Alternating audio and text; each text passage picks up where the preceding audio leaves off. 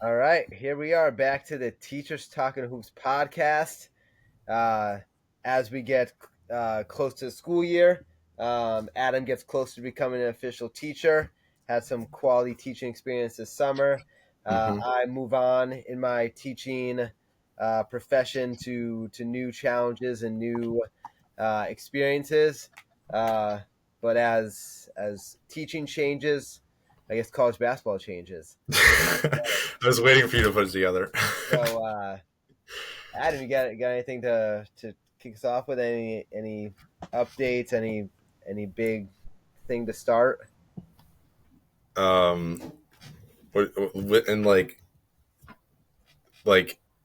ACC, are you talking about Duke basketball I or just well, I hit you with a cold opener. okay? Um,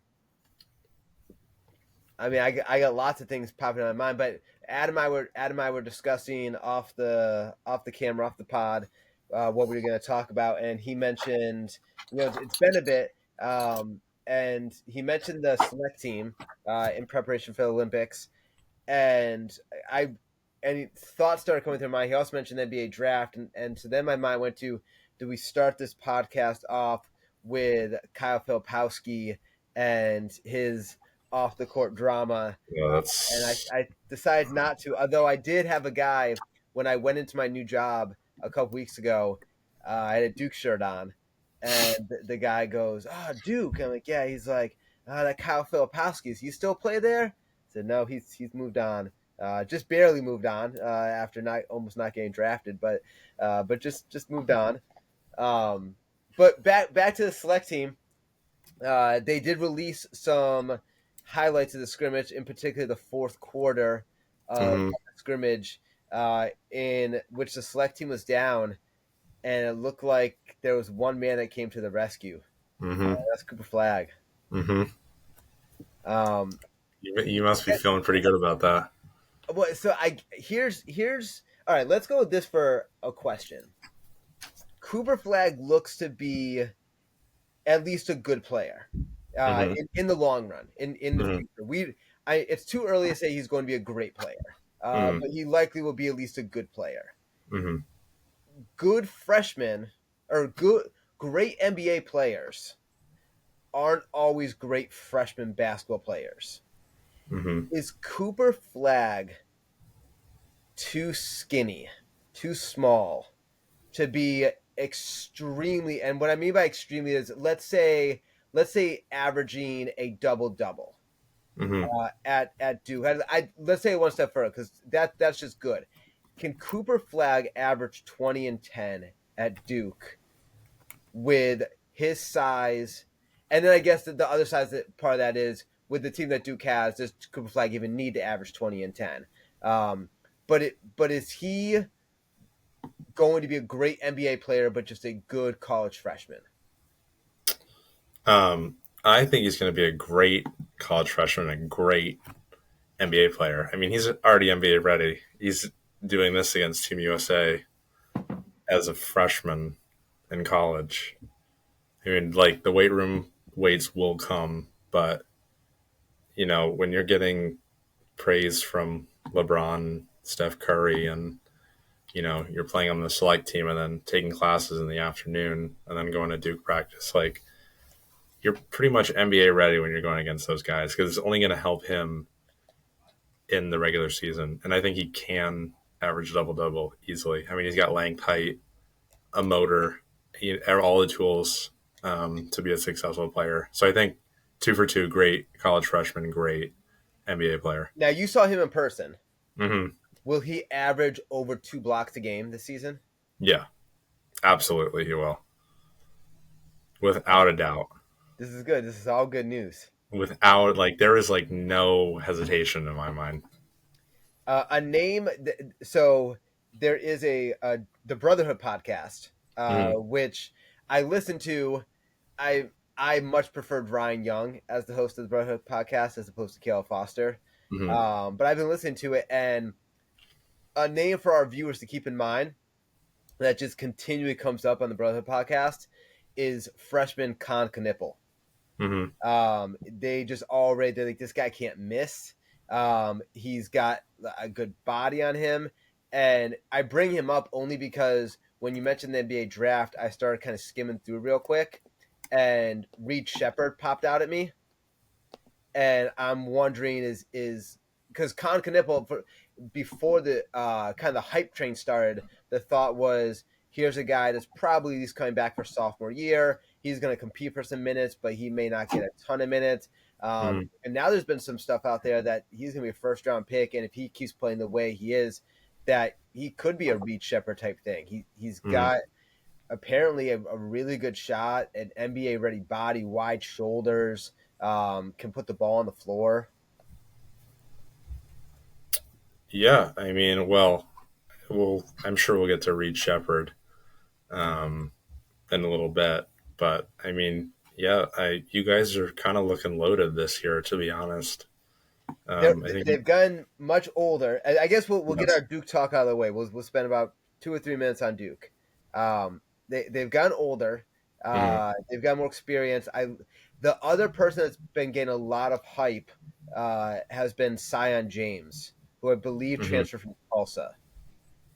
Tulane, So Tulane. Tulane. Yes, I knew it was T. Yeah. He's been getting a lot of good. He's a big dude, super strong, Yeah. um, and played well at Tulane. And so there's hope that he's going to kind of carry over things. And then you got Mason Gillis, hmm obviously really experienced, Yep. knows what it takes to win. Um, and then Malik you bring Brown. back, yeah, Malik Brown, maybe no, not defense player of the year, but I think all defensive ACC, maybe hmm defensive player of the year in ACC last year. Definitely on the all defensive team. Um, they've been rated by him, and then you've hmm got like this raw, Kaman Malika, however you say his name. That He played, was, yeah. He's going to be good. yeah, I he can played for see. South Sudan in the Yeah. Olympics. He's lanky. He's still inconsistent, but he can shoot the ball. Um, yeah, I mean it's looking like a good team. We'll see. Meanwhile, on the other side, I saw on Twitter, um, who's going to be the starting point guard for UNC? He was the freshman on the team last year. Couldn't shoot the three ball for his life. Oh, Cadell. Yes, I saw on Twitter him get beat by a YouTube streamer. So Well, didn't you send me a video of RJ Davis getting beat RJ by? Davis got torched by I think it was Concanipple. It was Concanipple, yeah. So, but then I was like, RJ Davis is washed. So, Yeah. So I feel good about where Duke's going this year. They've got a tough schedule. We don't have to go to yes. schedules yet, but they've got Kentucky, Illinois. hmm I can't remember if they have Kansas this year. They've got a return like a home and away type matchup coming up with Kansas. That might be next year though. Um, but they've got four. It might be Kansas this year. They have four kind of good, real quality games in a row, and then they've got Illinois later in the season. So they'll be hmm tested. I think the ACC will be a little bit better this year. You know, not great, but better. I think that the transfer, like Louisville, is supposed to be a lot better. Yeah, Louisville will be. Yeah. Yeah, so I'm excited to see what happens. I finally finished reading Coach K's book this year, um, and I like what John Shire's putting together. I mean, I don't. This might be. I think we'll save this for a separate podcast because there's so much to go over. But hmm I do want to at some point talk about some NIL stuff. Okay. There were some comments at the end of last season, right after the season ended, from some parents of Duke players hmm who ended up transferring out. Um, you know, the freshmen, so Sean Stewart, TJ Power, guys like that, and some of the parents anonymously basically saying that it wasn't that their kids didn't want to compete. It's just that the kids basically felt like it wasn't competition. Like hmm they weren't Duke was going to bring these guys, and they weren't even going to get a chance to compete. Like Sion James is taking your minutes. You can stay on the hmm bench, or you can go someplace else.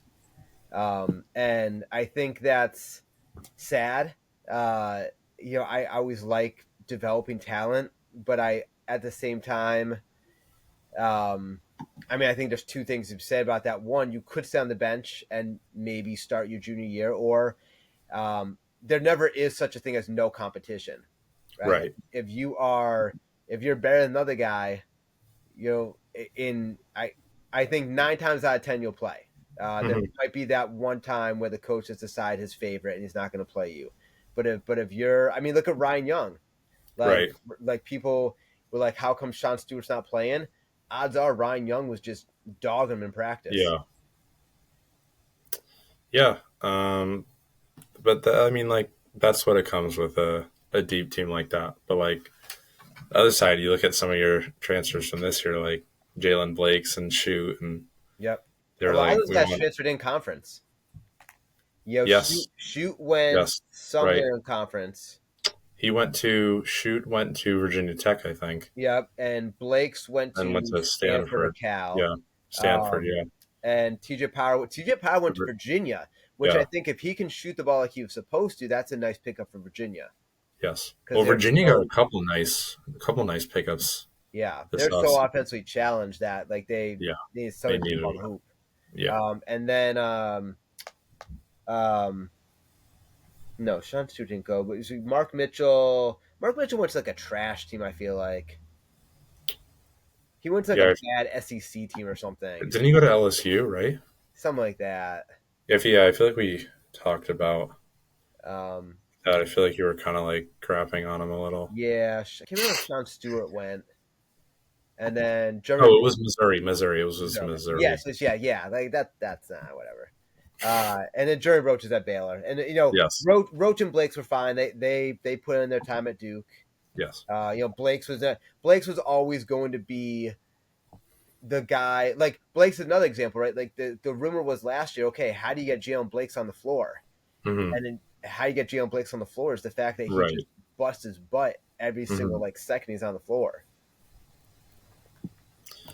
Well, now Stanford's got him, Hmm so you'll have to live with that. So all right, let's move on from our Duke thing here. Okay. Um, well, back to Duke for 1 second. The Filipowski thing for 1 second. Oh, that's Because so. well, It makes sense that he's in Utah. and it's there was something like weird about him last year too. He played fine, but he kind of was a little inconsistent. His free throw game was terrible. Hmm. He got frustrated a lot easier. Like he didn't seem like the talk all the time on the podcast was you never see happy Kyle Filipowski.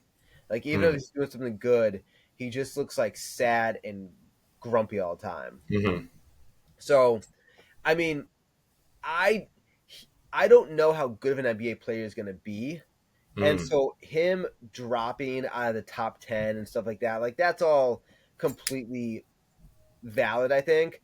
But you do have to think for him to drop into the second round, there's got to be something about this rumor.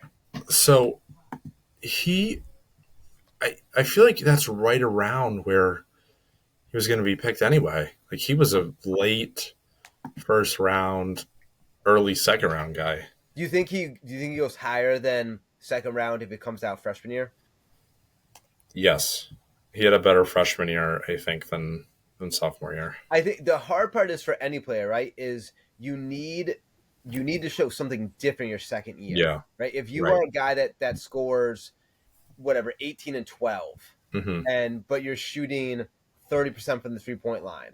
If you Right. come out sophomore year and you score 20 and 12, but you're shooting Hmm. 28% from the 3-point line, people are like, well, okay, like this is that means that this guy when he comes to the NBA is just going to shoot 20. Right? He didn't do anything to get better. Right. Right. So I don't think I wasn't surprised, but I that's kind of around where I had him. I could have seen him maybe second, or I mean, early late first round, but also like all the big guys that were drafted above him, I were better than him this year. Hmm So I I think it's Ryan. I mean, I guess. Well, Ryan Dunn, I guess, is like more versatility and more athleticism, so I can see that one. But I wasn't shocked or anything like that. Yeah, yeah. I think the Filipowski thing was a little more shocking. Obviously, one because of the rumor and stuff, and Hmm. two, the fact that he was in the green room. So I think that made it a bit more Right. news. Yeah. Okay. I can see that. If we stick with the draft, this was always supposed to be kind of a weaker draft. Hmm. Um, I think we see that simply with even the top two picks. It's very unlikely that, I mean, especially in our one pick, I think Yeah. it's unlikely that in 10 years someone can tell you who the number one pick in this draft was. I Hmm. think it's potentially likely that, and I think other people are saying this, that someone like a Reed Shepard might end up being sort of the name to remember from the draft. Yeah. I I think out of the top, I don't know, let's say 15 picks. I mean, everybody's gonna know who Zach Edey is, but Yep. besides him, like the four guys whose names you're gonna remember are, you know, I guess five is Shepard, Ron Holland, Castle Klingon, and Kalel Ware. And Mm-hmm. like those are the guys that you're gonna remember from this draft. And then we can include McCain and Connect because they're really the guys that have wowed you in the Yeah. summer league and throughout off season and everything. So in a weaker draft, is Edie at, what is it, 9, 8? Is Edie at 9? Is is that a good? I guess the two questions: is it a good? So what I'm looking for. Um, Good for the is it a good? Grizzlies, yes. Is it like a good risk to take, or would you say it's not even a risk? I I think for Memphis, I mean, it makes sense because they traded Steven Adams. Mm-hmm. Um, and now you compare Edie with Jaron Jackson, and that's a huge front court. And then, I mean, we don't know what about with Jaw and all those guys. That's going to be a really, really good team. I think it makes sense for them there. That's what they needed the most. Um, and then I think I think the best player, and I think Reed Shepard will be honestly rookie of the year. I think he's the best player in this draft right now, um, from what we've seen so far.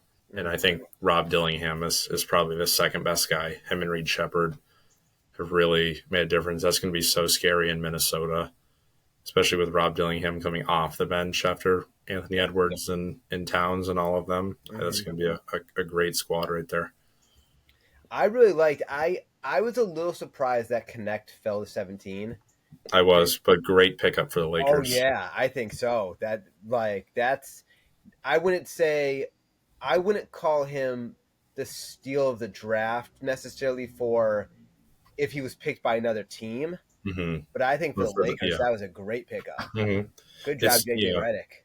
they could. It's kind of like the same thing what they did with Austin Reeves, where Mm-hmm. it's like I could totally see Connect becoming an Austin Reeves type guy, but they needed the shooting Yep. badly. And I mean, he's going to crack that rotation from day one. Like and even your boy Jared McCain too. He may be the backup point guard, so he may be in the rotation Yep. for Philly. Yeah, because I mean, I think the Lakers need some young, Yeah, decent players. I Mhm. don't know how much more LeBron can yeah. give. It's I, just, I I'd say he's got like 2 3 years. yeah. I mean, the Olympics, he had some decent stuff in the Olympics, but I think I was just kind of waiting for, so Wiley. So little side story for all of the viewers here. Um, Wiley got a LeBron James. He went to Five Below, and he Okay. got a basketball like mystery figure. Hmm. And so it was LeBron James, and he says LeBron James is one of the rare ones. So he's super Yeah. pumped that he got the Yeah. LeBron. And so he's going around. So he got it. He got that, and then we came home, and we put the USA versus Serbia game on, Hmm. and like the semifinals one. Hmm. And USA's down, Yeah. and we're watching a comeback, and Steph is going off, and we're, everyone's into it, and then with like 2 minutes to go, the USA like takes the lead, and Wiley's like, "Can I go in your bedroom and watch like YouTube now or something?" Like, Oh my God.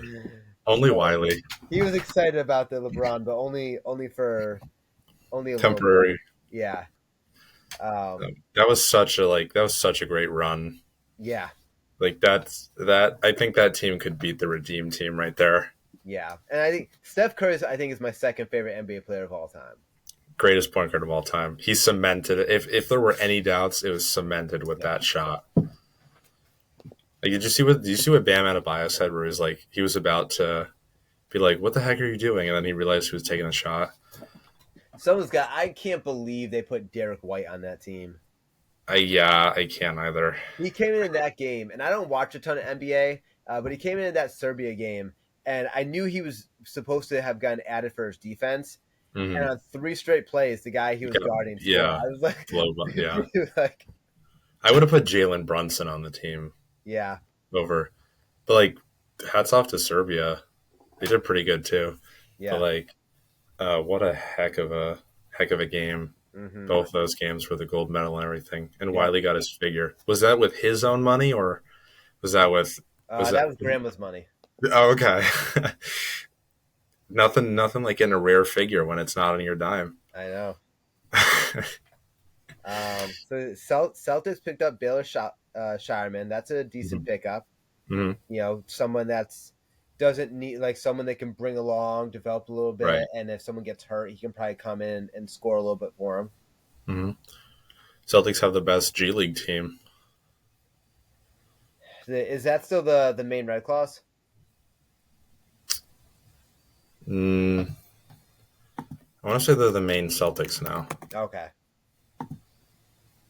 I think main Celtics. Yeah, main Celtics. Music over under. Over under 10 minutes for Bronny in an NBA game this year. One NBA game, No, like all season. 10 minutes. Yeah, will he play more than 10 minutes this NBA season in an NBA game?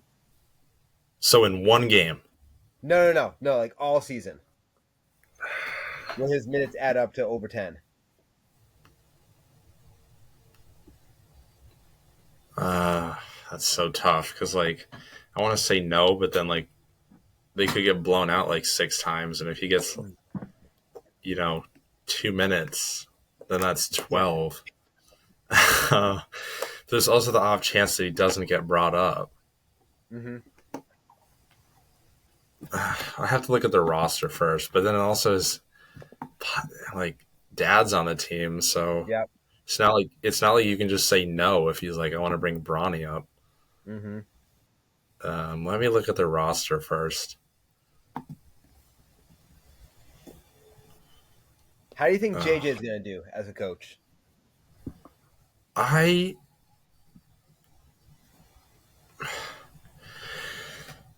if everybody stays healthy on this team, I mean it's a playoff team regardless. But if everybody stays, I think LeBron's got one more run in him, and I think JJ is the guy that they need to open the offense because this team isn't bad. Like they have So, good players. so they'll It's run. just They'll put they keep running into Denver. That's their problem. yeah. But I'm gonna say under. Is Harry Giles on the Lakers? Yeah, I'm gonna say Bronny gets under 10 minutes all season. I'm gonna have to start watching the Lakers so I can watch Harry Giles. He's not gonna play over Rui Jackson Hayes, and if Christian Wood didn't play, he's not gonna play. I'm just hoping that uh, um, he can just get some money. Just give him Okay. this. Okay. All right. Anything else in the draft we kind of tossed out here? Um, Thoughts about Bronny? yeah, I mean, I don't. He's. I don't think he would have got selected if he wasn't Bronny. Yeah. But I don't think it's like obviously at that point in the draft, you're Hmm. not going to get a superstar anyways. Right. Um, and I think he's someone that with his genes and the basketball he's played already and him being Hmm. young, I don't think it's impossible that like he's someone that could turn into a role player in an NBA team in Oh yeah, he can certainly. Yeah, he can certainly be a good player. I just think he's 1 or 2 years out yeah. from doing that. Yeah, Yeah, and absolutely. maybe right if you have if there's probably basically it's the same thing as the G League, right? A guy Hmm. that's like, okay, I don't want to. I think I'll get better development in the G League than college. And Right. Bronny's like, well, I'm going to do that too, but I'll just go to the NBA. Like, I'll get NBA money and then go play in the G League or whatever. Hmm. Right. I know Which he got is signed to like 3 year, like 8 million or yeah, whatever. yeah. So I mean, I don't. It's it's more. I think everyone's issue, right? Obviously, is that this clearly was LeBron saying you have to pick my son. Hmm. Um, but I don't know. Like it's. I don't know. I guess you gotta. Got to do what your Yeah. superstar wants. I'd be so shocked if he like checked in the first game in meaningful minutes. Yeah. There would go my bet Yeah. for free. We only bet for free on this podcast. We got. I'm trying to think of just other. I mean, you get so many foreign guys now in the NBA draft, right? You got like Yeah. I don't even know where some of these things are from. Some like Middle East places, but you got Johnny Furphy fell a little bit lower than some people thought he might, but Hmm. um, and you got Dron Holmes, not a bad pickup for the Hmm. Suns. Um,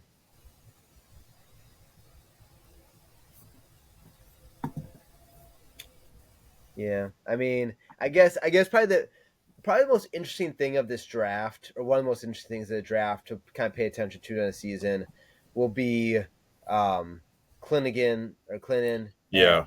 Edie, and just looking at how kind of the two big guys, and really kind of a bit more traditional big guys. Um, It makes you wonder if Aiton will get moved yeah, because of Klingon getting drafted. I mean, unless Portland makes like I don't think anybody thinks they're going to make a playoff run, hmm but God forbid they do. I could see Aiton getting moved again. They're not a bad team. It's just again the West is very yeah, good yeah, and they are not. yeah. So Um, pulled up another thing here. That's not what I wanted though. Yeah, pulled up some NIL stuff, but like I said, I wanted to do a separate NIL thing. Um, Now we take a quick peek at bracketology. hmm. That was updated not too long ago. I guess so. It's would you I'm trying to think how to put this one out there. Um, Obviously, you would take the field over UConn Hmm. to win it all, Okay. but would you?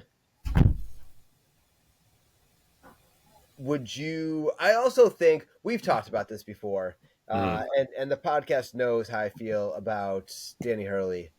Um, I thought that was the like I to me it was like prime Danny Hurley. I want attention, but I want to make it seem like I don't want attention.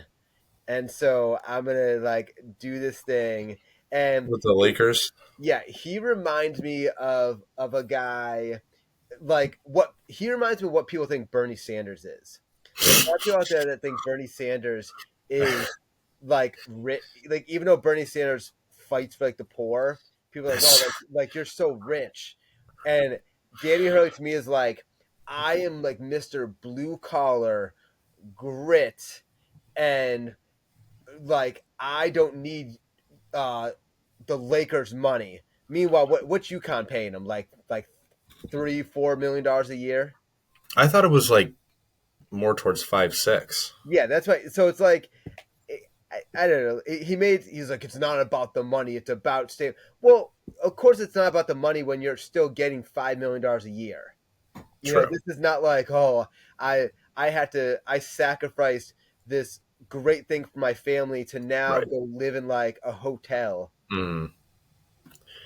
Yeah. I just But think there's this image of him that is partially him. He is a tough New Jersey kid mhm. that has this belief that like that he developed at a young age. I think that like everyone doubts him and he has to prove them wrong. I do Mhm. think that is who he is, but I think that it's like I don't know. It's just annoying.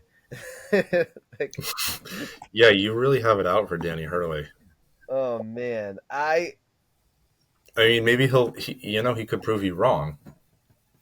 so is he? Would you say most people would say that UConn is not the favorite? That most people say UConn does not have the best team. Hmm. If you had to pick a favorite team to win it all, would UConn be the favorite because of what they've done the past couple of years and Danny Hurley being the coach? Yeah, I like they retooled last year, and people were like, oh, I don't know if they have the best team. And then it's all about playing your best basketball at the right time. And that's what UConn was doing. I mean, granted, that right time for them was the whole season, but I mean, they played their best consistent basketball. And that's who's going to win you games in March Madness is consistency and the topic of veterans, right? Guys on the team have been there. Mm-hmm. That staff has been there. Their whole roster has played and, practically a March Madness game. So they know what it takes. Yeah. It's just a matter of can they all come together. But I like betting favorites on them. I mean, the one seeds are Kansas, Houston, them, and Alabama, I believe. Alabama. Yeah, Alabama also reloaded, so it'll be interesting. Alabama should be good. Um, You I We know your hatred toward Nate Oates too. yes, but I do like how Alabama plays. Okay. Um, so it's I don't know. I'm looking at these number one.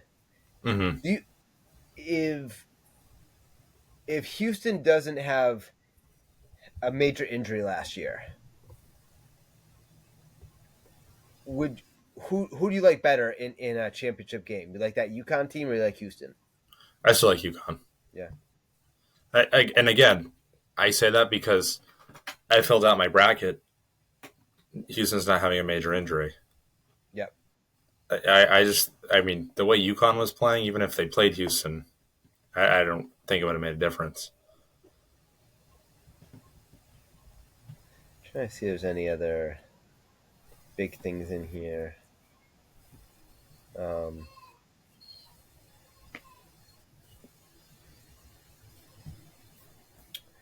so is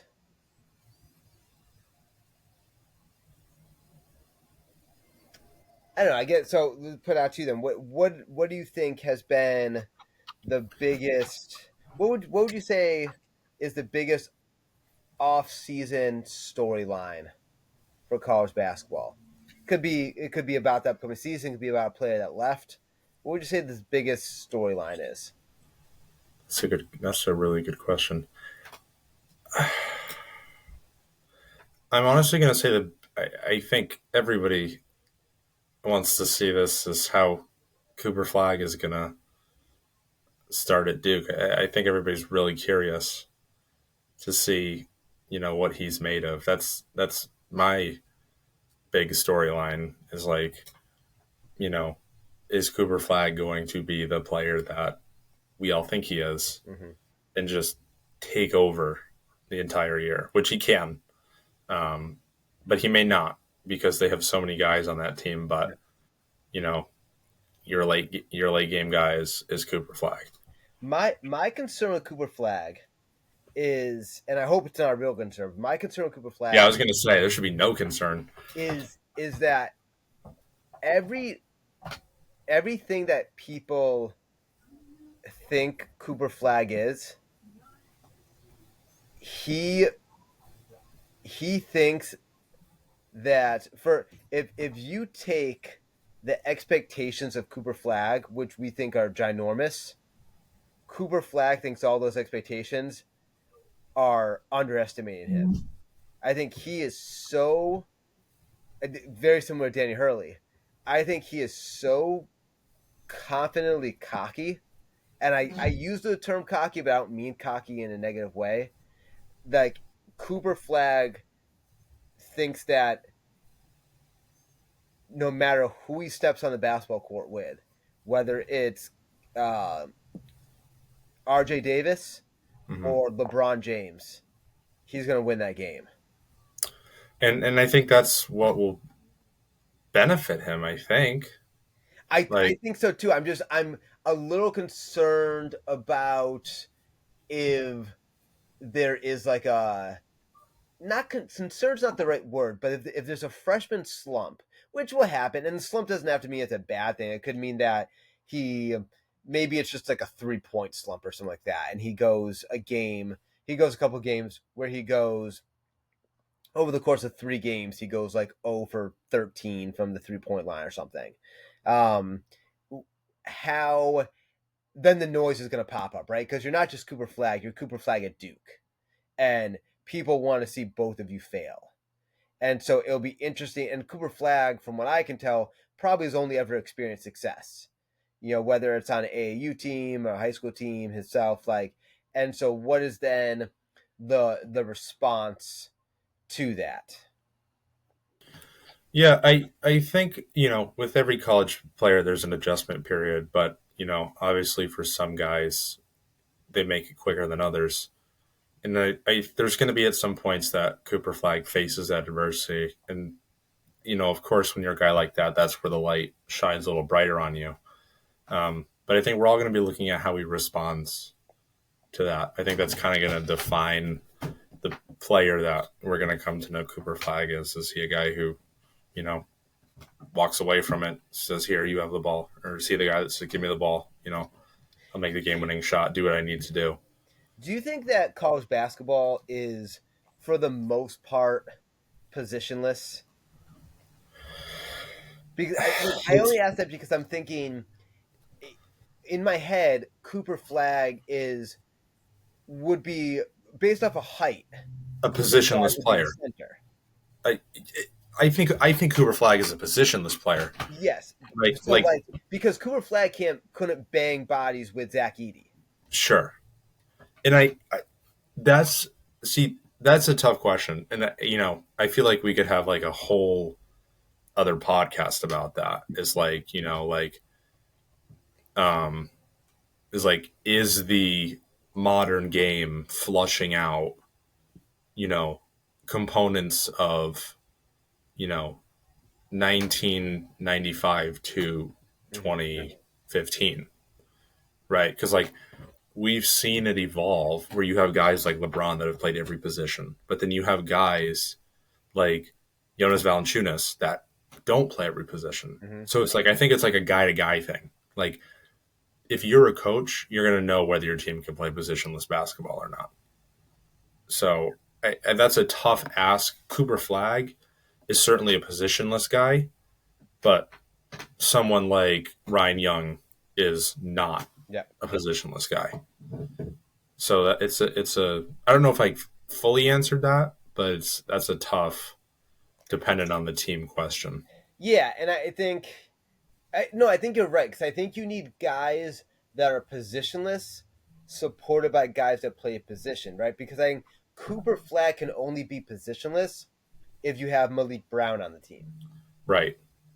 Yeah, I agree with that. Like you can have your and again, like, you know, you take Duke, right? Like you have your position big guys.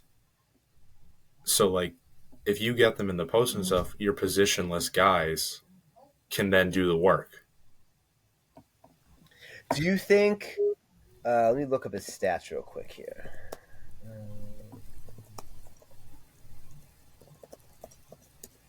They probably aren't great.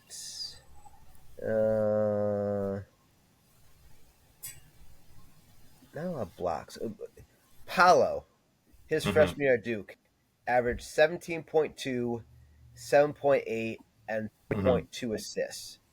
Mm-hmm. I bring him up only because there was times where he brought the ball up the floor.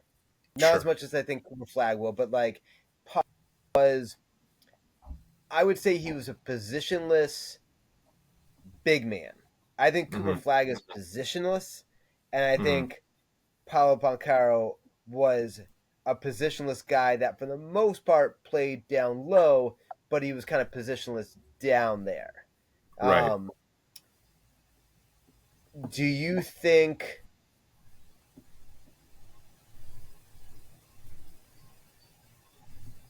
is? Let me put you really on. Let me put you really on. Um, what am I looking for? I'll put the spotlight really on you. Okay.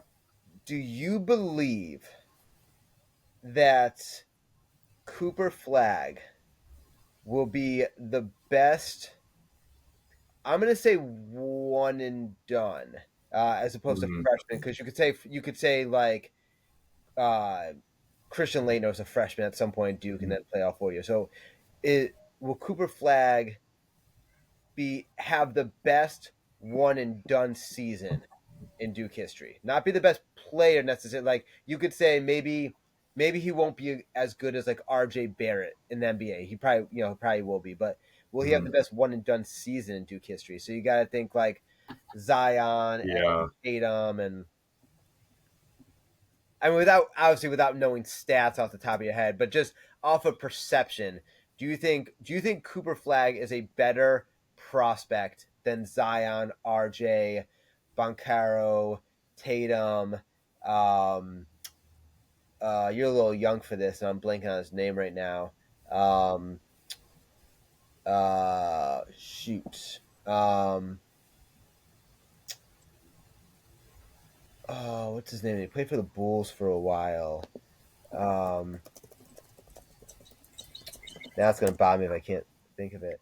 So you got Ingram, Mm-hmm. Bagley, Okafor, Winslow. Oh, Jabari Parker was who I was thinking of. Mm-hmm. I that's a that's a really really tough question. How are we?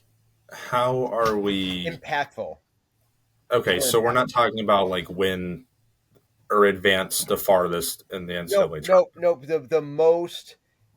The most people are watching. They're like, that guy's a freshman, or like that, or they're watching like, oh my god, I can't wait to watch that guy in the league. He's gonna crush it.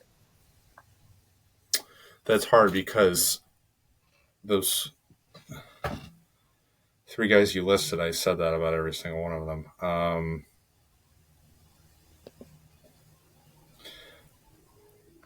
I think the question. So Zion is just like Zion's a bully. Yep. I think it comes down to him versus Tatum because I Tatum in high school, like Tatum was also one of those guys that you're like, this guy's league ready right now. Mm-hmm. And like I rarely say Not that. Olympic ready. No, What? league ready. I don't think Cooper Flag's Olympic ready. I think No, he's but league. apparently Jason Tatum wasn't Olympic ready He either. wasn't. Yeah, he wasn't Olympic ready either. And like I didn't even say like RJ Barrett was league ready. Like none of that. Like Mhm. I think the only guys I've said are league ready are Cooper Flag, Jason Tatum, and who's the other guy? Now I'm gonna like forget his name, but um, might have been Thomas Bryant actually. Thomas Bryant was a beast in high school. That one Yeah. isn't making me look too well, but Jason Tatum did. So I'm gonna say he's not. Yeah, I'm gonna say he's not. it is a hard question because Zion, He's got a lot of weapons. yeah, Zion was such a freak. Right, and it's so hard to Yeah, like Zion's shoe doesn't rip and he doesn't get hurt. Like they have the championship that year. yeah, because Zion's So also a a he was so physically imposing, yeah, kind of like an Okafor, hmm but he wasn't a traditional center, so right, he could bully everyone. Right? He could bully the centers, hmm but the centers weren't the ones guarding him. So he hmm was bullying all these other guys. But right, then when you go to the NBA, I mean, actually, if you go to the NBA, he's still bullying people because he's still hmm huge. Um, right, but certainly the game's a little faster than the NBA, so hmm it's not as impactful. hmm Where so like I think some of the guys are certainly hard to compare to a little bit. Um, it's I would say based off of just what I've seen so far, I think the only one that matches Cooper Flag's confidence is RJ Barrett. hmm RJ Barrett was very confident in what he Yeah, was but look doing. at also who he was playing with too. I mean, not to say that Cooper Flag's not playing with anybody as good, but Yeah, I and I mean, think that Duke team with Cam Reddish, Zion, hmm RJ, and I think it was Trey. It must have been Trey. Um, that's the example of like anybody can win the NBA or the NCAA yeah, championship. I mean, that team should have won the NCAA championship. yeah, And no so doubt. it's like you could be the best team, and Hmm it doesn't mean you're winning. Right, right, absolutely. Um,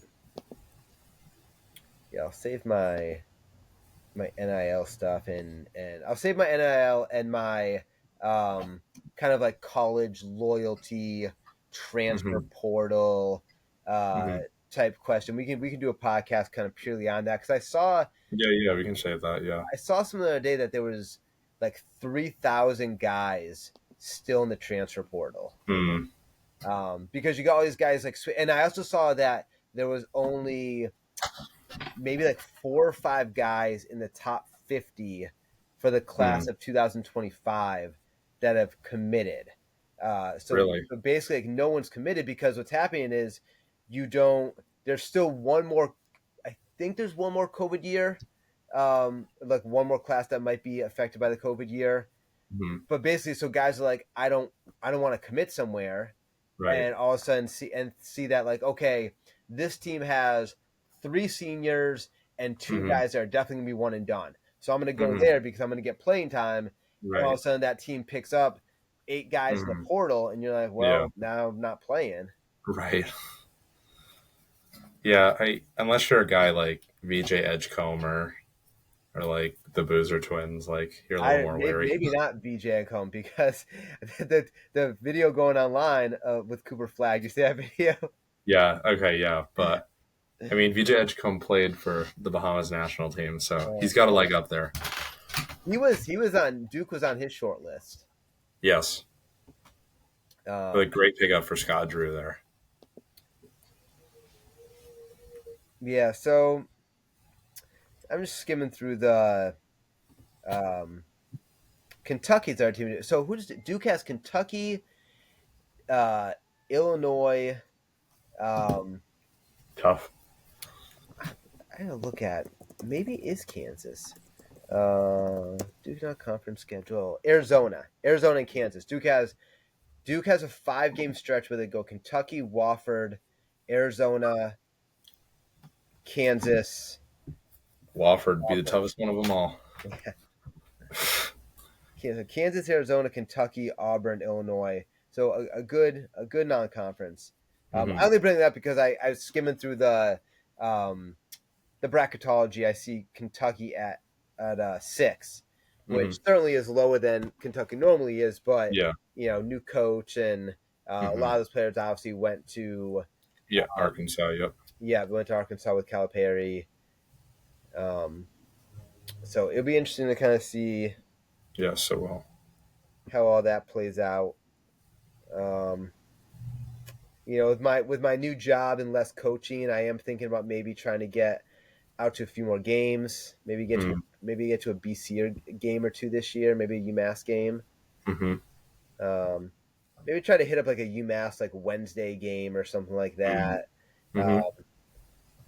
So there's less people there. Yeah, that's true. Non-conference game. Yeah. I wonder if they have a. I don't think their schedule's out yet. I just know like they're playing in that like one at Mohegan Sun Yep. with BC Temple and somebody else. Yeah. Last year they put out their schedule right around this time, so it should be coming out pretty soon. Yeah, I hope they stepped up their non-conference schedule. Um, all right.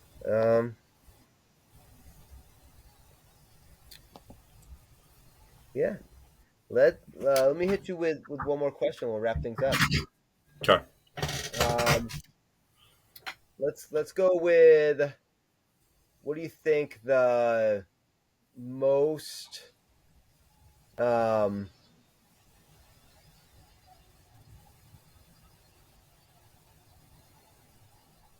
actually let me ask you this question as a basketball player. Okay. A lot of these guys have been in um, college probably really since July or so. Mm-hmm. Especially a lot of these big D1 schools. Mm-hmm. You think that's too much time? Because obviously you want to build camaraderie, you want to build cohesiveness, and these guys are used to playing AAU and doing all that.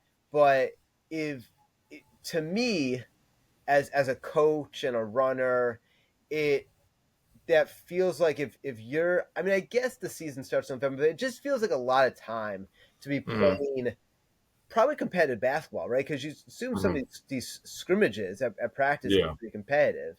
Mm-hmm. Are you sort of just are you asking for injury burnout? Do you think any of these guys at a school like a Kentucky or whatever, a Gonzaga, like do you think they hit February and they're like, I don't really want to play basketball anymore? I don't think so because like I think your July through September is like it's not a full practice. It's like more like skill workouts. Mm-hmm. So you're not going through a whole kind of daily workload. And then October hits and that's where you really start. Like you're in shape for the first day of practice. And Mm-hmm. then you don't have to worry about that as a coach. And then you can get the ground running. So if you manage it well, it's not a lot because it doesn't necessarily mean like every day you're on the court. Mm-hmm. Like, sure, everybody's got their skill workout. Like the main thing, maybe weights one day Yeah. and like shots the next day. So like you put on more muscle to decrease that injury later in the year. So I think if you handle it correctly, it's not. But as a player, it can feel like a lot of time. Like I can't even handle like 3 weeks of practice before like the Yeah. season starts. But that's just me. I'm impatient. So I think it's so. Next podcast, why don't you walk us through? You're a college coach. Walk us through what type of I want you to give us your mindset as a college coach. I want you to walk us through the type of team you're trying to recruit, the Mm-hmm. type of offense and defense you're looking for, Okay. and maybe a little bit what practices look like. Okay. That's some good homework for me. Yeah, and you don't have to go super in depth, but give us a little insight into if you're a college coach, what do you think? Um, not only what type of offense is going to work and what type of defense, but obviously you have to have the team that can do both. You can't just say, okay, Hmm. we're gonna run and gun, but I Right. want to play zoned with my big men because your big men can't run Hmm. and gun. So you Yeah. got to kind of mesh the offense and defense that works together. Hmm. Okay. Um, Sounds yeah, good. yeah, yeah. So give us a little bit about the offense, defense, the type of personnel that kind of fits the offense and defense, and how Hmm. you would structure a practice. Okay. If we get practice for when you take on a team one day. Sounds good. We'll practice. Maybe, I might uh there's a slight chance I coach my son's basketball team this year since I'm not coaching. So I might have to either pick your brain in the podcast, or I might have to see if you got some free time to help Yeah, volunteer sure. assistant I'll coach help a little bit. volunteer. I'll help volunteer. Ball's only going to Wiley though. I hope you know that. And well, can you got to hand off because Okay. he can make shots on a regulation hoop now, like Okay. consistently, and Okay. he can dribble without traveling. He can't go anywhere with the ball, but Okay. he can do a layup essentially. Okay. Um, but he can't catch the ball. He's so scared of the ball. He's so scared. Well, he's in shape. I saw he ran his first 5K a He couple did weeks 5K. ago. Yep, So. he's good to go. Yeah, so he just needs apparently my strategy of just having him stand there and like throwing the ball at him, that's not Well, it helping. wasn't working. No, no. The other day I threw the ball up in the air and had it bounce off my head to show him like, listen, like it doesn't feel good, but it But doesn't it's not feel going to hurt that you. bad either. Like, I want to know what the roadblock at 22 minutes was during his 5K. he just stopped, and then I gave him some gummy bears. I thought the gummy bears Mm, were going to provide energy, but downfall. they gave him a cramp, and That was downfall right there. yeah. Going yours before, Yeah, yeah, I should have done about 20 minutes before.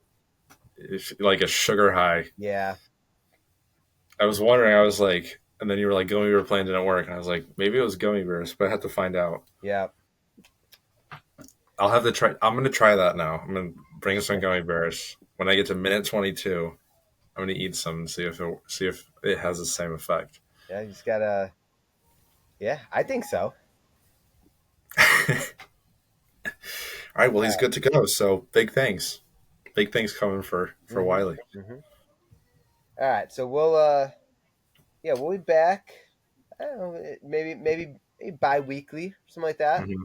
We'll Yeah, give Adam 2 weeks to kind of uh prep his homework for the basketball, and then sounds we'll come good. back in another 2 weeks with some NIL transfer portal type talk, and then by that point in time it'd be early mid September, September. We yeah, can start yeah, getting into some actual preview and stuff. yeah. Sounds good. All right. So until next time.